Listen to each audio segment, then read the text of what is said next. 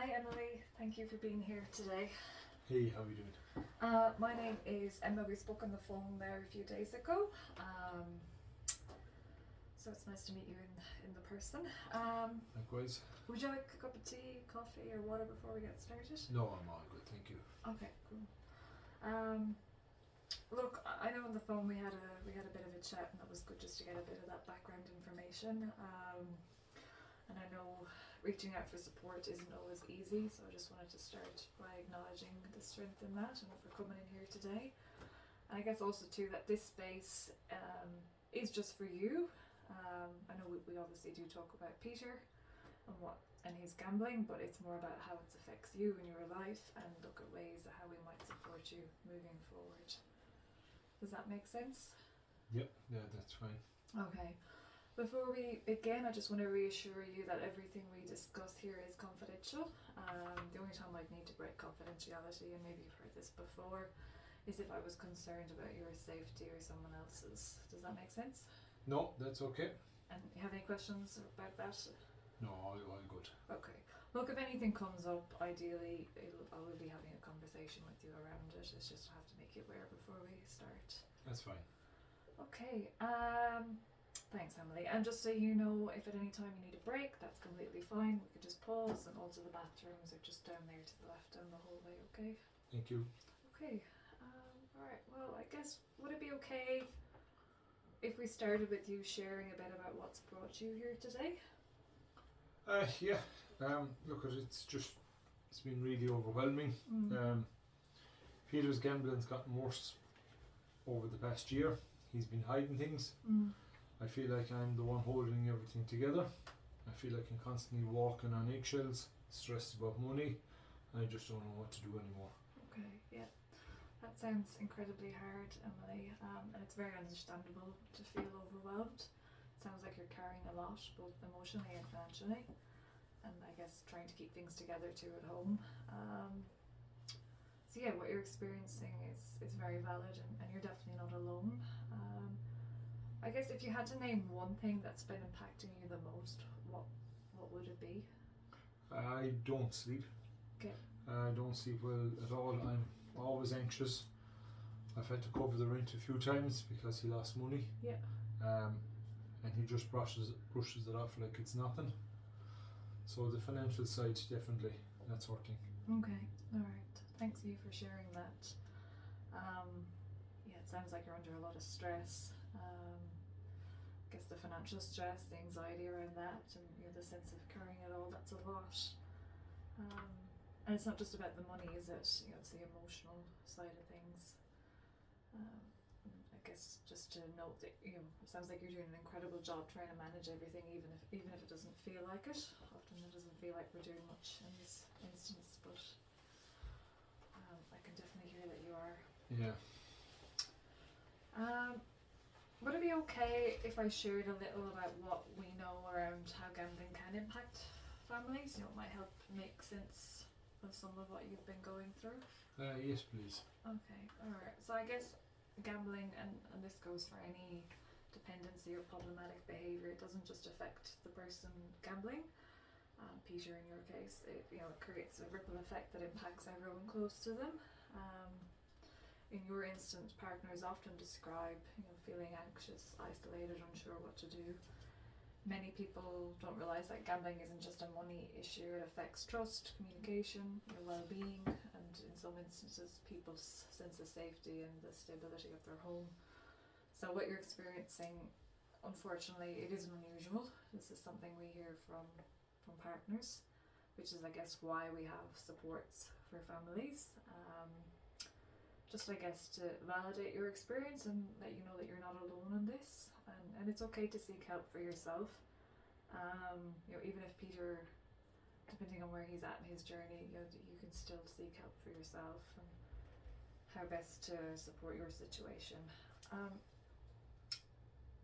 Also, just to clarify, you and Peter don't have children, is that right? Yeah, that's right. We don't have children, but we hope to one day anyways, once things settle down. Yeah, okay, thanks for sharing that. Okay, so that's not something that needs attention right now, but it's great that it sounds like you're already thinking about what kind of environment you'd want to bring a child into. because children can be very sensitive to stress in the home. Yeah, that can impact them. So that's also part of our work as well. But I guess for now, the focus for today will be on making sure you feel supported and equipped to handle what's going on. I guess the purpose of today is we'll gather information as we go, and then towards the end of the session we'll put together a bit of a plan just to help you take back a bit of control. Okay. Okay. Can I ask, how have you been coping with all this so far? Honestly, mostly just bottling it up. Yeah. I've tried talking to him, but it turns into a fight. I've been working more to stay busy and to cover the bills. I avoid socialising as I'm embarrassed. Yeah, that's a lot to carry on your own. And I guess sometimes keeping busy, it helps in the short term, but it can also leave you feeling even more isolated. Yeah, overused. Yeah. Yeah. So keeping things in also can take a huge emotional toll. I wonder, have there been moments, like even little ones, where you found something helped a bit, or maybe even on the other hand it didn't help at all or made things worse? No, not really. I thought about asking his mum for help, but I didn't want to make things worse either. Yeah, I understand. It's often difficult to know who to turn to, and navigating family dynamics can be tricky, and having those conversations can be even harder. Would you be open to exploring some alternative ways of coping? Things that might help you feel even a little bit more supported or create a bit of a breathing space? Yeah. Alright, because we could look at options, I guess, in particular with the essentials, like prioritising your rent, food, things like that, those basic needs. Yeah, I think, definitely open for a chat or to hear what options are available. Okay.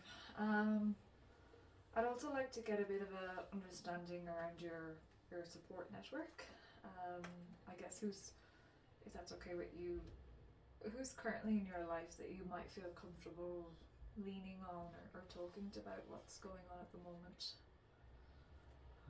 My sister, Sarah, and one close friend, but I haven't really told them much. Okay, yeah. That's really positive that you have those connections. And sometimes even just opening up to one person can make a big difference. Do you think you'd feel comfortable exploring how you might start a conversation with Sarah? Maybe, but I'm not sure how I'd bring it up. Okay, that's okay. Look, starting the conversation can often be the hardest part. And if it's helpful, we could role play what that might sound like, or we could look at some tools that might make it easier. One really useful approach is using I statements. So it's a simple way to express how you're feeling without placing any blame on anyone. And it's also a really good approach when you're having conversations with Peter, particularly if you feel like they're turning into arguments a lot. So for example, instead of saying you don't listen to me, you might say I feel unheard when I'm talking, and I'd really like us to work together on whatever it is to do with the topic. It's just one approach. I think that might help. I don't always know how to say things without turning it into a fight or an argument, and I like the idea of the I statements. It sounds less confrontational. And I'm just not sure I'll say the right thing in the moment. Yeah, that's very normal, and it's really common to feel unsure at first.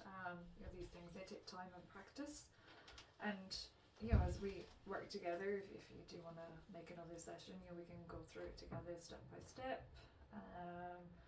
I guess there's no perfect way to say things. It's just what matters is just being honest and respectful to yourself and the other person. Yeah. Have you, coming back now to the financial aspect of it and the stress around that, have you considered speaking to a financial counsellor, or even getting some legal advice depending on the issues, just for your own peace of mind? I've thought about it, but I wasn't sure where to start. Yeah, okay. I can help with that. There are some referral options that we can do. I can refer you to financial counselling. There's a few different options that come to mind. There's IPC Gamblers Help. They work with families or the individuals, and they help you understand your financial situation and how you can improve it. Maybe I can print off a flyer at the end of the session, and you can just have a read of it and see what you think, and if you'd like me to refer you, I can do that. Yeah, no, I think I could do that. Yeah. Would it be helpful if we were to start to put together a bit of a plan just for you, just I guess to help you a bit feel more supported and in control? Yeah, no, I think that's something I definitely need. Okay, and we can start with 2 or 3 small goals. I think maybe based on what you mentioned and from the phone call we had, to support your emotional well-being, strengthen your boundaries, and I guess the financial aspect as well, because I know that's a significant stress. Yeah. Okay, so today we'll just put together a bit of a draft. We'll get the goals around those 3 different areas. We'll build on strategies and timeframes, and then when we come together the next time we meet, we can review it, and if you're happy with it, we can both sign it, and we'll kind of use that then going forward just to track our progress, and we can change anything as we go along. Sounds like a plan. Yeah. Okay. I guess we'll just fill in a few of the goals. So maybe in regards to your well-being, it might be maybe to feel more in control and reduce anxiety around Peter's gambling. So that might involve, as we said, reaching out to Sarah, your sister, and talk to her about what's going on. Yeah. And another option, and again, this is just an option or a suggestion, you could speak to the bank and maybe set up a separate account for household bills and savings, and maybe that's something you've already done. Yes, no, I need to do that. I haven't, but yeah, no, it should be another goal. Yeah. Okay. And then maybe you mentioned you had a close friend. Even, I don't know how you would feel with catching up with her each week, maybe for a walk or a chat or whoever, or it could be with your sister as well. Okay, alright. In terms of boundaries, look, our boundaries are connected to our values, so everyone's boundaries are different. So I want you to kind of maybe, till we meet next, have a think about what your values might be, and also what boundaries might be connected to that. Like it might be like not lending him money, that might cause you to be frustrated. Not covering for him with others, you said you've isolated yourself away because you're embarrassed. So that might be you not covering for him and just going out, and it is what it is. Yes, just addressing the issue. Yeah. Not hiding it away. That's right. And maybe also to practice, having those calm but firm conversations with Peter, using the I statements, how you feel, bring it back to how you're feeling, and how it's affecting you. Because sometimes, those that we live with don't know how our actions can impact others. Peter might think it just more impacts him. True, yeah, no, that sounds good. Yeah. And there's also another option, and you can see how you feel, but we do have family support groups as well. They can be online or in person. Maybe see how you go. It mightn't be something straight away, but maybe down the road. Yeah, we'll see in that one. They're very structured. There's we have set rules around them, so it's just a place more so to connect. But they're really positive feedback come out of them. And I guess to the referral for financial counselling. Yeah, that's definitely one. Yeah. Okay, perfect. And maybe too, it might be useful for you to learn a bit more around gambling and the cycle of problem gambling and how it impacts Peter. Just I guess to have that information, it might help you understand Peter a bit more and where he's at in his journey as well. And I can send you some information resources around that. I appreciate that. Yeah. Okay.